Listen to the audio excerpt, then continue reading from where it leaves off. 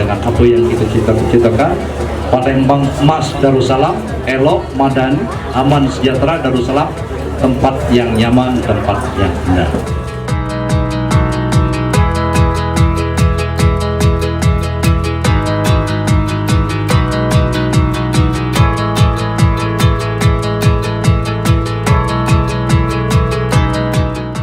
Apa yang menjadi keluhan masyarakat di sini, kapan hujan tergenang, insya Allah nanti akan selesai akan teratasi. Amin. Sama-sama kita doa ya, semoga ini cepat.